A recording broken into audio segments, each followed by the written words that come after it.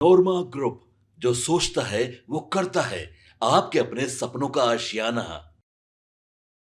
खरमास खत्म होते ही अब 2025 के चुनाव की तैयारियां परवान चढ़ेंगी और इसके साथ साथ कई ऐसी बातें जो हैं वो खुल करके भी आएंगी। कई गुप्त प्लान बनाए जाएंगे और कई रणनीतियां उठा पटक के भी शुरू होगी। ऐसी ही एक रणनीति जिसका खुलासा हम करने जा रहे हैं और जो भीतर ही भीतर पर्दे के पीछे चल रही है, भारतीय जनता पार्टी की तरफ से आ रही है। और भारतीय जनता पार्टी ने जो प्लान बनाया है उसमें अमित शाह का बड़ा योगदान है। अमित शाह ने बिहार को लेकर के जो प्लान बनाया है, शायद वही कारण है जो उनके मुंह से निकल गया था कि हम फैसला चुनाव बाद करेंगे, बिहार का मुखिया कौन होगा।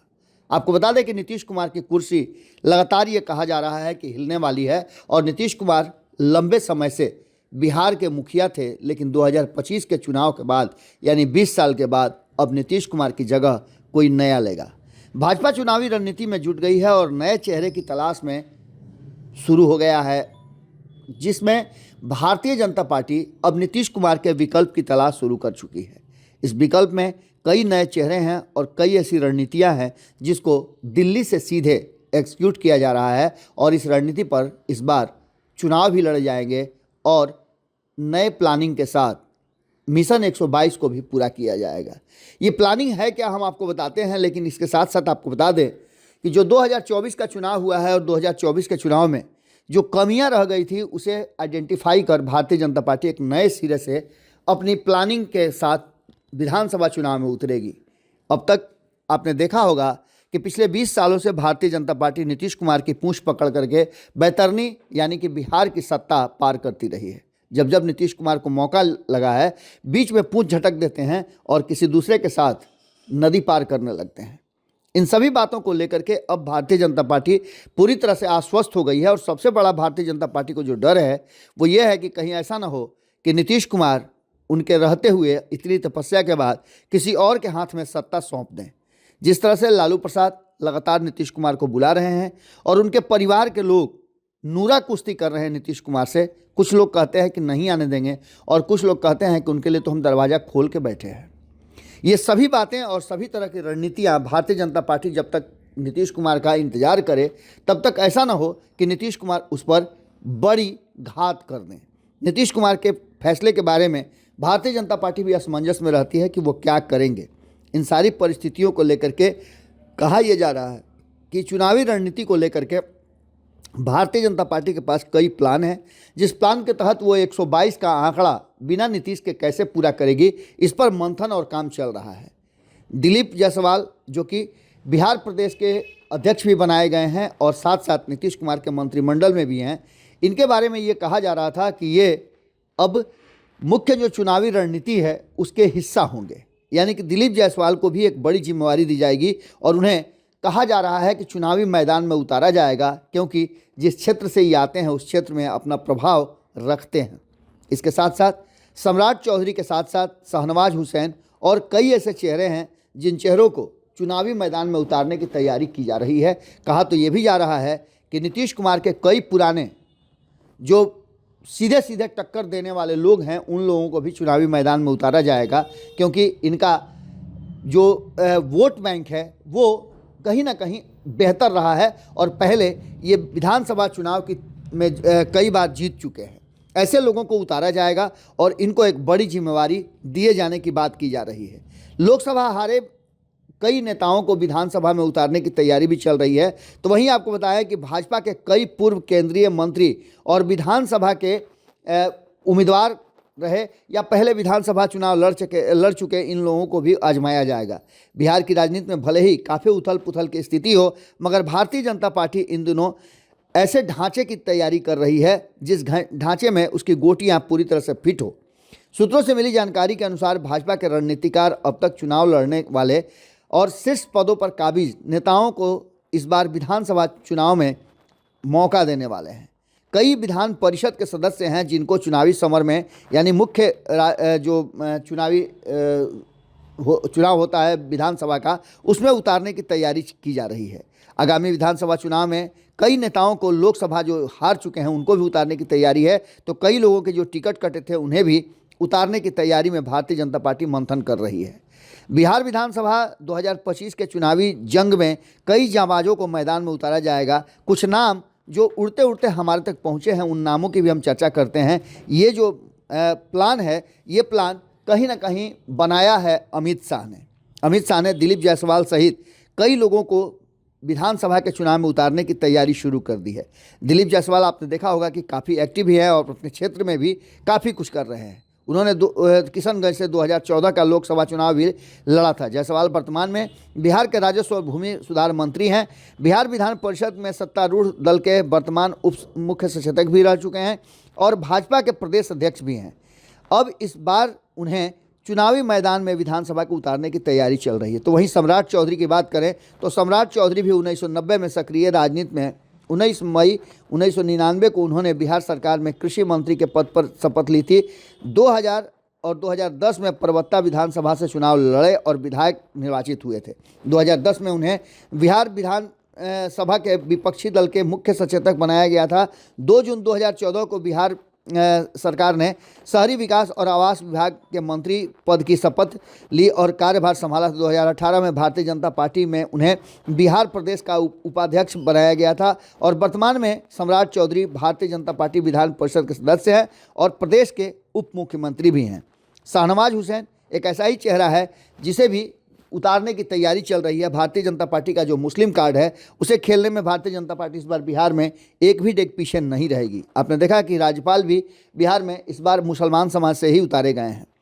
पूर्व केंद्रीय मंत्री शाहनवाज हुसैन और विधान परिषद के वर्तमान सदस्य पूर्व मंत्री विधानसभा चुनाव की जंग में उतारे जाने की तैयारी है। तो वहीं मंगल पांडे को भी इस बार आपने देखा होगा कि मंगल पांडे लगातार अपने क्षेत्र में भ्रमण कर रहे हैं। हालांकि चुनावी राजनीति में वो नहीं रहे हैं, अब तक वो एमएलसी ही बनाए जाते हैं, लेकिन इन नामचीन नेताओं को उतारने की तैयारी शुरू हो गई है। स्वास्थ्य विभाग, कृषि विभाग और कला संस्कृति विभाग को संभालने का मौका इन्हें मिल चुका है। पार्टी के अध्यक्ष भी रह चुके हैं। आगामी चुनाव में इन्हें उम्मीदवार बनाने की तैयारी चल रही है। इसके साथ साथ एक और नाम है हरीश सहनी का। हरीश सहनी को आपने देखा होगा, ये भी बिहार सरकार में मंत्री हैं और इससे पहले नेता प्रतिपक्ष भी रह चुके हैं बिहार विधान परिषद में। इसके अलावा भी इन्हें कई जिम्मेवारियां दी गई हैं और खास करके अति पिछड़ा समाज के एक बड़े नेता के रूप में इन्हें देखा जाता है। आपको बता दें कि अत्यंत पिछड़ा वर्ग कल्याण मंत्री के रूप में इन्होंने 2023 से फरवरी 2024 तक 6 महीने के लिए बिहार विधान परिषद के नेता के रूप में भी इनको मौका मिला था। 2022 से विधान परिषद के सदस्य हैं। ये दरभंगा भाजपा के जिलाध्यक्ष भी रह चुके हैं और 2015 में बिहार विधानसभा चुनाव बहादुरपुर से लड़ भी चुके हैं। राजद के नेता भोला यादव से हार गए थे। लोकसभा के हारे विधानसभा चुनाव के मैदान में उतारे जाने वाले और कई नाम हैं, जिसमें आपको अश्विनी चौबे का नाम भी आ रहा है। अश्विनी चौबे भी भागलपुर से लगातार चुनाव जीतते रहे हैं। जब से वो वहाँ से हटे हैं तब से भारतीय जनता पार्टी की वापसी नहीं हो पाई है। इनके पुत्र को भी चुनाव लड़ाया गया था, लेकिन वो भी सफल नहीं हो सके थे। 2024 के चुनाव में इन्हें टिकट से वंचित कर दिया गया था और उनकी जगह पर मिथिलेश तिवारी को चुनावी मैदान में उतारा गया था। मिथिलेश तिवारी भी इस बार विधानसभा के चुनाव की तैयारी में लगे हुए हैं और उन्हें भी मौका दिया जा सकता है, क्योंकि पहले वो भी विधायक रह चुके हैं और उनका अनुभव भी है, उनके पास वोट बैंक भी है। इसी तरह से आपको बताएं कि रामकृपाल यादव को भी चुनावी मैदान में उतारने की तैयारी भारतीय जनता पार्टी कर रही है। पहले भी विधानसभा का चुनाव लड़ चुके हैं। 2024 में पाटलिपुत्रा लोकसभा चुनाव से ये हार गए हैं और इन्हें मीसा भारती ने, लालू प्रसाद की बेटी ने हराया है। सुशील सिंह एक ऐसा ही नाम है जो औरंगाबाद से पहली बार चित्तौड़गढ़ से असफल रहे हैं। पहली बार ऐसा हुआ है जब चित्तौड़गढ़ राजपूतों के हाथ से निकला है। ऐसे में सुशील सिंह को चुनावी मैदान में उतारे जाने की बात भी कही जा रही है। हाल फिलहाल में आपने देखा होगा कि उनकी मुलाकात दिल्ली में कई शीर्ष नेताओं से हुई है और वो लगातार चुनाव की तैयारी में उन्हें मौका दिया गया है या उन्हें कह दिया गया है। आरके सिंह एक ऐसा ही नाम है जो केंद्रीय मंत्री रह चुके हैं और नीतीश कुमार के साथ साथ भारतीय जनता पार्टी के भी करीबी रहे हैं। आपको याद होगा आरके सिंह के बारे में, 2 बार आरा से चुनाव लड़ चुके हैं और जीत भी चुके हैं। दोनों टर्म में वो मंत्री भी रहे हैं। इन्हें भी चुनावी मैदान में उतारे जाने की बात की जा रही है। पिछले चुनाव में माले के सुदामा प्रसाद से वो चुनावी मैदान में परास्त हो गए थे। इस तरह से नीतीश कुमार के विकल्प के रूप में इन कई नेताओं को मैदान में उतारने की तैयारी भारतीय जनता पार्टी कर रही है और इस स्ट्रेटजी पर कहीं ना कहीं अमित शाह की मुहर लग गई है। आपको बता दें कि पर्दे के पीछे एक बड़ा खेल चल रहा है और ये सब खेल खरमास खत्म होते ही शुरू हो चुका है। भाजपा का गुप्त प्लान जो है वो डिकोड हो गया है। शाह ने भी जो जाल बिछाया है वो भयंकर है और कहीं ना कहीं नीतीश के मिशन 124 से, माफ़ कीजिएगा 122 से, नीतीश कुमार के जो मिशन 122 है भाजपा का, उससे नीतीश कुमार को वंचित रखने की भी तैयारी शुरू हो चुकी है। देखना दिलचस्प होगा कि नीतीश कुमार के बिना भारतीय जनता पार्टी क्या इस मकसद को पूरा कर पाती है और इस माइलस्टोन को पार कर पाती है कि नहीं कर पाती है। देखना ये भी होगा कि इसके बाद नीतीश कुमार का रिएक्शन क्या होगा, प्रतिक्रिया क्या होगी। जुड़े रहिए भारत लाइव के साथ, खबरों का सिलसिला लगातार जारी है। बहुत बहुत धन्यवाद। आपके सपनों को हमने सजाया है, ई होम्स पैनोरमा को हमने बनाया है। ई होम्स मेरा एक सपना था जिस पे मैं पिछले 4 साल से काम कर रहा था। हमने जो बनाया है वो सबने है माना। ई होम्स पैनोरमा में हो आपका भी आशियाना। और फाइनली हमने 2021 में इस प्रोजेक्ट को लॉन्च किया। बहुत लोग अप्रिशिएट कर रहे हैं कि पूर्णिया जैसे शहर में, बिहार के, एक तो बिहार की बात करें उसमें भी पूर्णिया जैसे छोटे जगह में इस तरह का लाइफस्टाइल देना, ये सुन के हम लोगों को बहुत अच्छा लगता है। ई होम्स में हमने कुछ और भी किया है, जैसे हम जिस जगह में रह रहे हैं हमारे फैमिली सिक्योर हो, उनको सिक्योरिटी का ध्यान में रखा है। आपकी सुविधा और सुरक्षा आपके लिए खास है, ये आपका विश्वास है। इसमें आर्टिफिशियल इंटेलिजेंस का 7 लेयर सिक्योरिटी का हमने इस्तेमाल किया है। लस ग्रीन कैंपस को बनाया है। यदि हमारा बाउंड्री वाल है तो वो वर्टिकल गार्डन है। ये जितनी भी फैसिलिटी होता है एक इंटरनेशनल टाउनशिप में ई होम्स है, ये हम लोग विश्वास नहीं कर पा रहे हैं। जो भी हमारे मित्र दोस्त या जो भी हमारे बाहर आते हैं तो हम लोगों को बहुत अच्छा सुनने को मिलता है और बहुत अच्छा क्रेडिट मिल रहा है। वो सारा हमने सिर्फ एक बिल्डिंग नहीं बनाया, हमें एक बहुत अच्छा लाइफस्टाइल दिया ई होम्स में, और मेरा एक सपना था जिसको मैं आज फुलफिल होते हुए देख पा रहा हूँ। ये आपका आवास है। ई होम्स पैनोरमा में अब आपका निवास है। E Homes Panorama, luxurious lifestyle redefined.